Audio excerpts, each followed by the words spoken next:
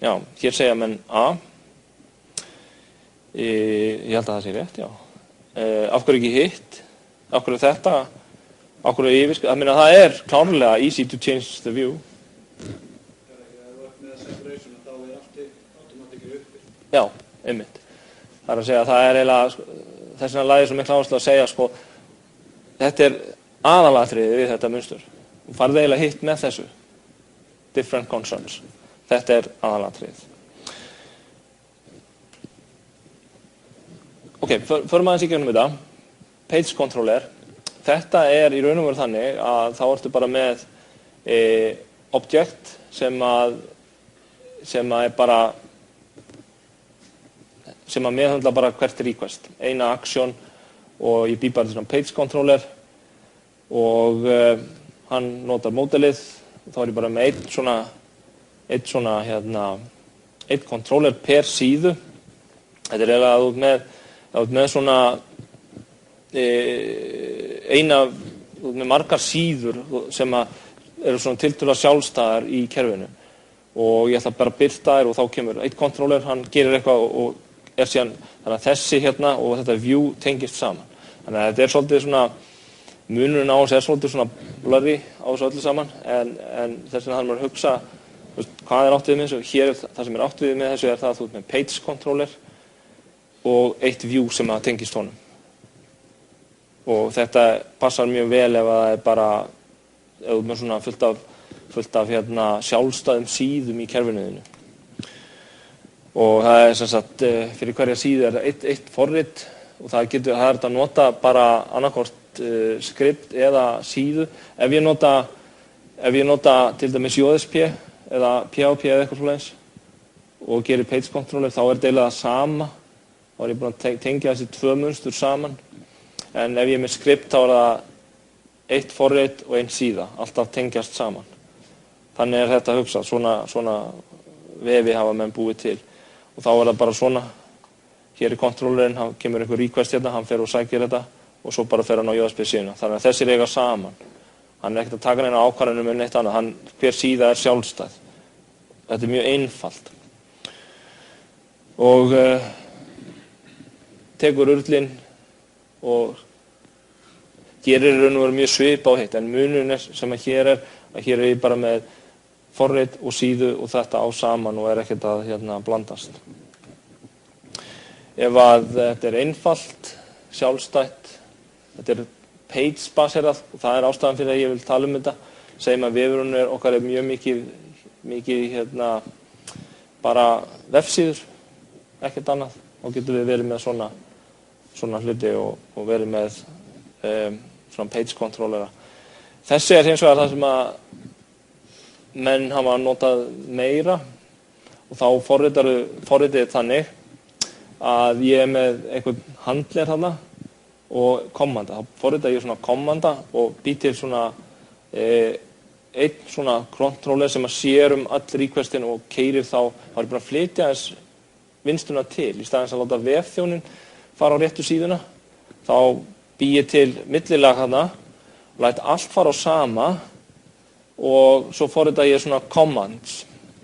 Þannig að líka hægt að gera þetta svona. En það sem hefur gerst með þessum frameworkum er það að þetta hverfur eiginlega inn í þau. En þetta er það sem þau eru að gera. Þau eru semst að höndla það sem að vefþjónninn gerði. En menn forritaðu svona mörg kerfi. Frontkontrollerinn kosturinn við þennan er sá að það lendir alltaf á einum stað. Við getum verið með security upplýsingar, við getum verið með security dot, við getum verið með internationalization, authentication og svona og svo bara búið til command. Og þetta er nákvæmlega það sem að frameworki okkar gerir. Þannig að við erum ekki að fara að forrita þetta, en ég vildi bara sýna að þetta er svona sem þetta er gert. Request handling, það er authentication og síðan hann gerir eitthvað svona overhead og svo kemur eitthvað það sem hann ætlar að kalla á. Kallar á einhvern command. Command er þá það sem að í okkar tilfelli myndi heita action. Þegar við sjáum það eftir. En þetta er bara svona, handleginn kemur hérna og hann njúar eitthvað command sem að við köllum controller í okkar vinnslu. En þannig er uppsetningin á þessu. Ég get semst forritað þetta allt saman og þá ég að forrita það sama og Play gerir í raun og veru. Og síðan hægt að vera með svona ýmsar útfærslur á þessu, til dæmis static, þá bara ef ég þarf að bæta við nýrri command, þá bara forrita ég nýja command inn og þá bara það gert. Ég gæti líka gert það dynamically, þá þýðir það að ég myndi bara vera með einhvers konar map, property file sem að tengir saman. Þannig að hugmyndin er þessi, þú ert með einhvern front controller og hann þarf að fletta upp þegar þessi request kemur hvaða command hann að kalla á. Ég get búið til eina risastóra switch-lykju eða if-lykju og forrita bara inn ef að þetta og kalla ég þennan. Það náttúrulega brýtur náttúrulega open close principle, eða ég get bara loadað inn einhverjum mappi og reynt að tengja þetta saman. Þannig að ég að sjá þessa tengingu. En í þessum frameworkum í dag þá sjá þeir þetta. En þetta það sem þeir að gera bak við tjöldin. Þannig að það eru þessi tvö munstur, front og page. Og þetta miklu flóknara heldur en page controllerinn. En þetta það sem að menn hafa verið að gera í gegnum árin til þess að fá kostina. Og kostinir eru þeir að þú ert með allt á einum stað og auðvelt að bæta við og hefur þetta dynamically. Og og þannig virkar til dæmis eins og Play og fleiri framework, þá bara vefurinn bara sagt við vinn, talaði við þennan hérna. Allt sem kemur inn talaði við þennan hérna. Og þá fer það inn í frontcontrollerinn túlkar requestið, flettur upp hvaða á command á að keyra og keyrir það. Single point of entry fyrir centralized logic. Þetta það sem við getum forritað, en það náttúrulega miklu betra fyrir okkur að Play gerir þetta bara fyrir okkur. Síðan það þriðji gaurinn hérna, þriðji controllerinn, hann svona application style controller, það sem þú ert með screen navigation og flow. Það að segja segjum sem svo að ég væri að fara í gegnum einhvern vissart, við þarf að viðhalda state og þá til svona fyrirbæri sem heitir application controller og sem að geymir stateið og ákveður síðan hvað hann á að fara á. Þannig að hann heldur utan flæðið í kerfinu og með þessar upplýsingar sem koma hérna inn, þá ferði þetta hérna og svo framvegis. Þannig að application í þessu, við höfum notað þetta áður, application svona taka ákvörðun hvað að gera næst ákvörðun.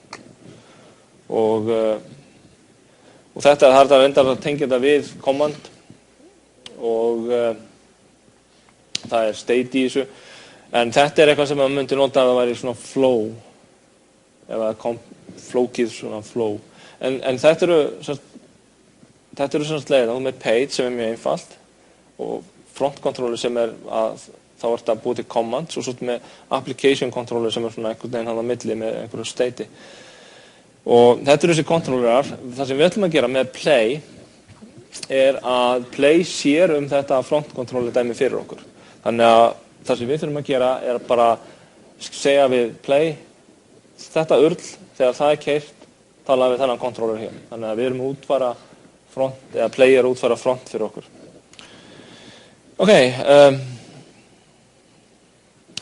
We are designing an application for corporate tax reduction which have multiple screen and various condition and exception. Hvað mætti vera notað?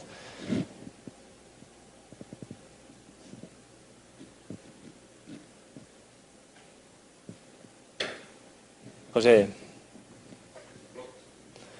Á hverju? Ekki application? Enginn sem segja, hvað með input controller? Það náttúrulega ekki til. Það voru bara 3, þannig að það var að bæta einhverjum við.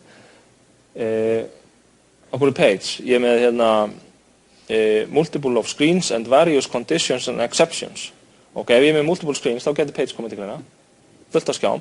En ef þeir eru með various conditions and exceptions, þá þannig verið að vísa í application controller. Það sé svona conditions, undantekningar, þannig að þegar það koma svona spurningar þá það ekki mikið á svona spurningum á prófunu, en ég held að ég hef verið að tala application controller, það var það sem ég var að reyna að vísa í.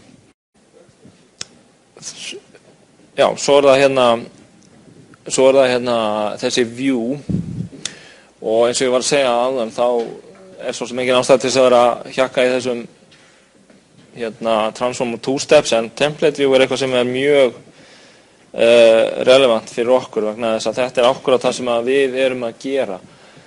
Hvað template view? Þetta það sem þið þekkið þetta bara. Nú ég bara að upplýsa ykkur það að þetta fyrirbæri sem þið hefur notað í einhvern tíma, það hefur nafn og það heitir template view.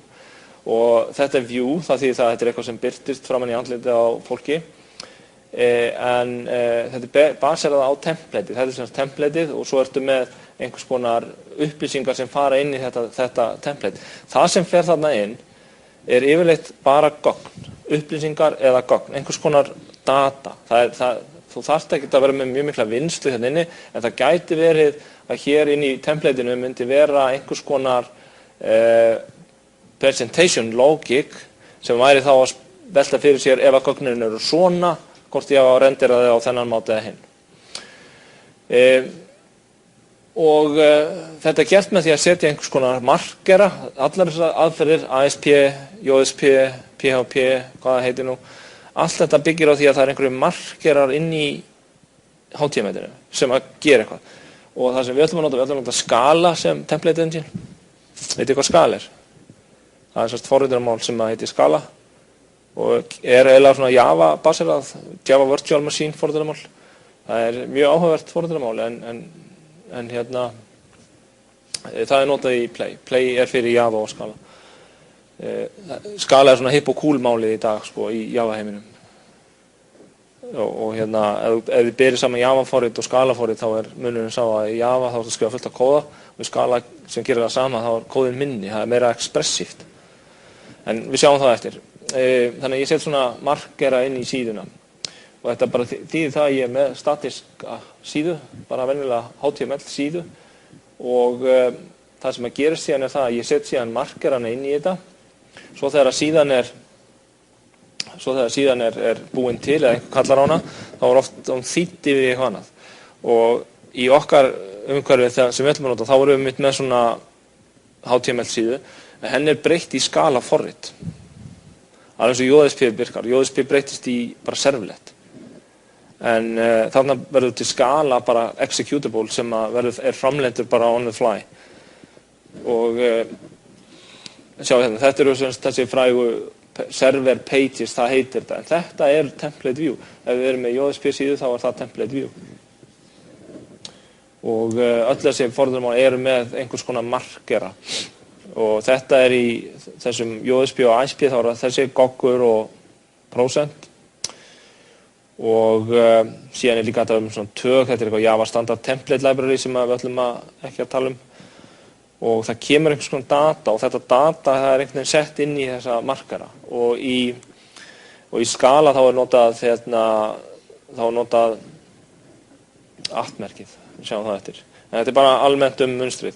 Svo þetta verið með alls konar helper object sem að geta gert hluti og ég get keyrt einhver kóða inn í þetta og það auðvitað gott og gilt en svolítið varasamt að blanda mikið að kóða.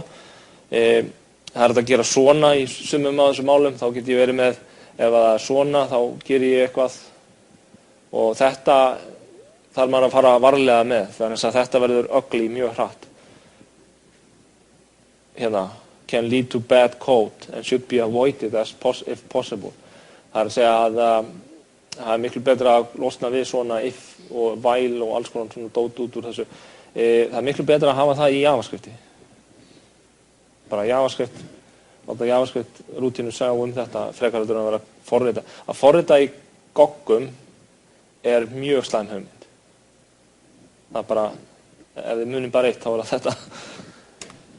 Sjáðu, þetta alveg æðislegt. Hérna einhver JSP síða, þetta svona dæmi. Það bara einhver tabla og svo segir hann page import.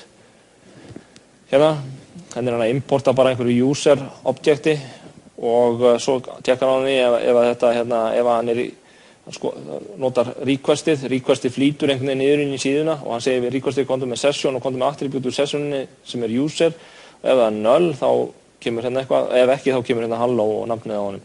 Þannig að svona var þetta ef ég var lokaður inn en síðan kemur hitt ef ég var ekki lokaður inn. Þannig að þetta getur orðið þetta getur orðið svolítið ugly. Það miklu betra að skipta þessu bara upp og vera með sikkora síðuna. Vera ekki að blanda þessu saman. Þannig er verið að mixa tveimur concern inn í eitt. En ef þetta lítil og einföld lógík þá það svo sem kannski viðráðanlegt. En þetta getur orðið, ég hef séð síður sem eru virkilega bara skólabókardæmi hvernig hægt að klúra þessu. Þetta er velocity template. Hérna erum við með, hérna er notað hashtag sem marker og for each hérna í þessu, þá bara gerum við eitthvað, birtum þetta hérna, þannig að markerarnir eru settir hérna inn í þetta, hérna er bara verið að rendera. Ef við værum með JavaScript þá var þetta kannski eitthvað svipað. Ef við erum með skala þá er þetta líka svipað.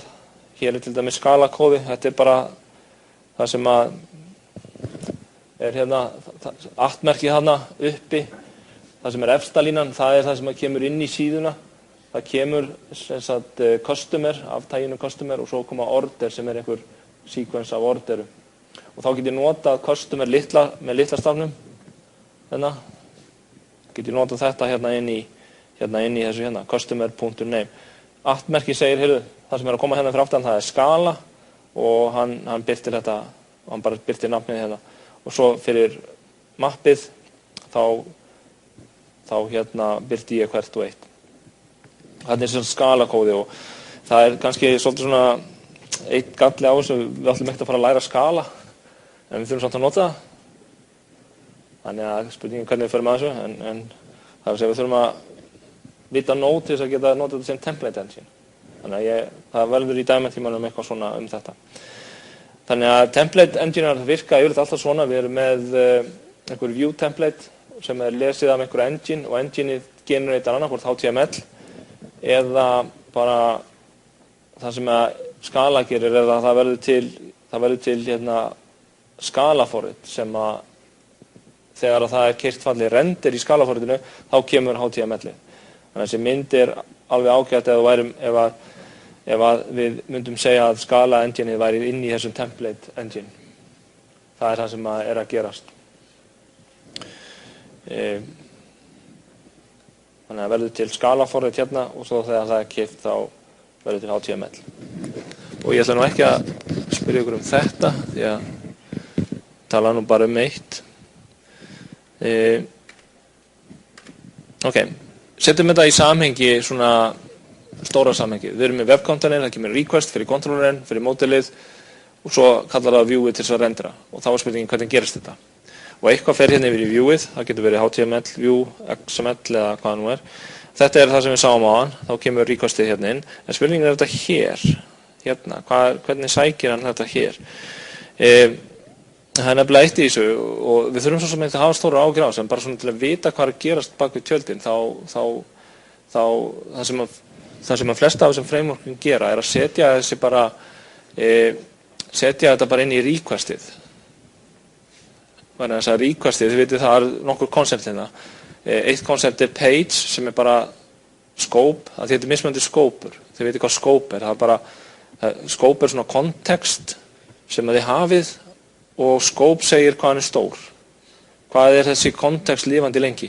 Ef ég er með page kontekst, þá er sá scope virkur meðan að síðan er til.